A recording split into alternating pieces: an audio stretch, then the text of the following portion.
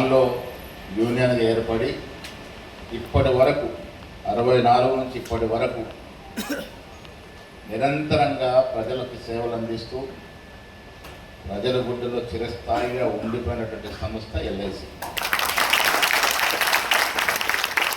ఈ దేశ నిర్మాణానికి దాదాపు 1954 నుండి ఇప్పటి వరకు దేశ ఆర్థిక వ్యవస్థకి బలోపేతం చేస్తూ ఈ దేశ నిర్మాణంలో భాగమైంది ఎల్ఐసి. దాని ఎవరు కాదని లేదు. చాలా పాలసీలు వచ్చాయి. జాతీయ బ్యాంకుల నుంచి పాలసీలు వచ్చాయి, అంతర్జాతీయ పాలసీలు వచ్చాయి. ఎన్ని పాలసీలు వచ్చినా నమ్మకం మాత్రం ఎల్ఐసి మీదే. విట్టలుగా అడుగుతూ ఉంటే ప్రైవేట్ పాలసీలు వచ్చిన తర్వాత ఏమైనా ఇబ్బంది అయిందా అని. లాభమైంది. ప్రైవేట్ పాలసీలు ప్రచారం చేస్తూ ఉంటే పాలసీలు మాత్రం మాదారు తీసుకుంటా ఉన్నారు. అంటే ప్రజల్లో, పేద ప్రజల్లో ముఖ్యంగా నమ్మకం. ఎల్ఐసి పాలసీ కడితే మాకు డోకా ఉండదు, భద్రత ఉంటుంది, జాగ్రత్తగా మా పాలసీని కాపాడుతారని ఒక నమ్మకం. ఎల్ఐసి ఏజెంట్ కూడా ఇలా సమాజంలో గౌరవం. కారణం మీరేదో పాలసీలు చేసే ఒక ఏజెంట్ మాత్రమే కాదు,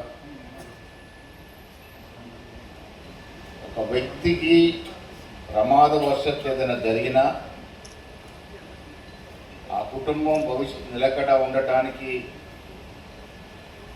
వెన్నుదన్నుగా ఉండేటువంటి ఎల్ఐసి సంస్థకి మీరు వారధులు. ఒక రకంగా చెప్పాలంటే ఆ కుటుంబానికి దశ దిశ చూపేటటువంటి మార్గదర్శకులు మీరు. ఇప్పుడు పరిస్థితి ఏంటో నేను చాలా 25-30 ఏళ్ళకి చూసేది ఎల్ఐసి పాలసీ హోల్డర్స్ ఎంత కష్టపడి తిరిగేది. ఎందుకంటే ఆ రోజుల్లో అవగాహన లేదు. నేను కూడా 4-5 పాలసీలు కట్టాను, పెట్టాను తప్ప మా వేరే వాళ్ళందరూ తీసుకున్నాను. పాలసీ రిటైర్ కూడా నేనే. మొన్న ఒక పాలసీ రిటైర్ అయింది, 28 లక్షలు ఎంత వచ్చింది. ఆ రోజు పాలసీ కావాలి అంటే 1కి 10 సార్లు తిరిగి ఒప్పిస్తే మెప్పిస్తే కానీ పాలసీ కట్టడం ముందుకు వచ్చేవాళ్ళు కాదు.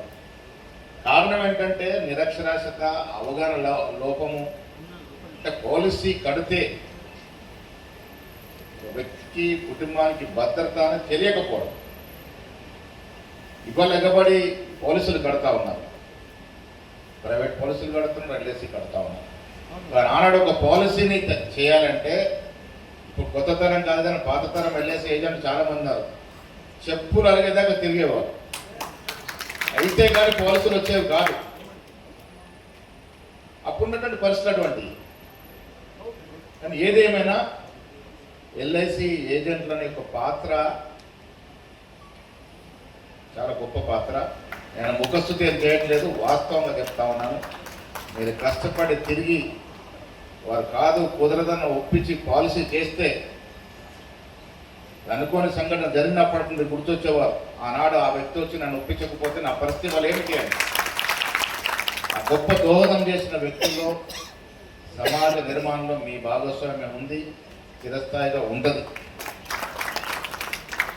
వల్ల ఇది రాజకీయ వేదిక కాదు, నేను విమర్శ చేయను. కానీ ఎల్ఐసి అనే సంస్థ భారతదేశ ఈ 60-70 ఏళ్ల నిర్మాణంలో ప్రముఖ పాత్ర వహించింది. మీరు ఏ తాలూకా హెడ్ కన్నా ఎల్ఐసి బంగ్లా కనబడుతుంది. ఈ దేశంలో అత్యధిక స్థిరాస్తులు రైల్వే శాఖ ఉన్నాయి, తర్వాత వ్యవసాయ శాఖ ఉన్నాయి. ఇట్లా 3-4 స్థానంలో ఎల్ఐసి ఉంటుంది. ప్రతి చోట సంస్థ ఉంటుంది. అందుకే ఇది డిస్ఇన్వెస్ట్మెంట్ అయినప్పుడు రాహుల్ గాంధీ గారు, ఖర్గే గారు దీని మీద చాలా వ్యతిరేకించినాం, మేము కూడా వ్యతిరేకించినాం. ఒక స్వయం ప్రతిపత్తి కలిగిన సంస్థగానే ఉండాలి ఇది. నష్టాలున్న సంస్థల్ని ప్రైవేట్ పరం చేస్తే అర్థం ఉంటుంది, లాభాల సంస్థలు కూడా ప్రైవేట్ పరం చేస్తూ ఉన్నారు స్వలాభం కోసం. ఇది మంచిది కాదని మాత్రం చెప్పగలుగుతాను. ఎల్ఐసి ఏజెంట్లు మరి విఠల్ గారు అడుగుతూ ఉన్నారు, మాకు స్థలం కావాలి హైదరాబాద్లో. తప్పకుండా కావాలి. మీకు ముఖ్యమంత్రి గారికి మీరు ఒక విన్నపం లెటర్ రాయండి. నేనే స్వయంగా ఎండార్ చేసి ఫైల్ మూవ్ చేసి హైదరాబాద్ చుట్టుపక్కల ప్రాంతాల్లో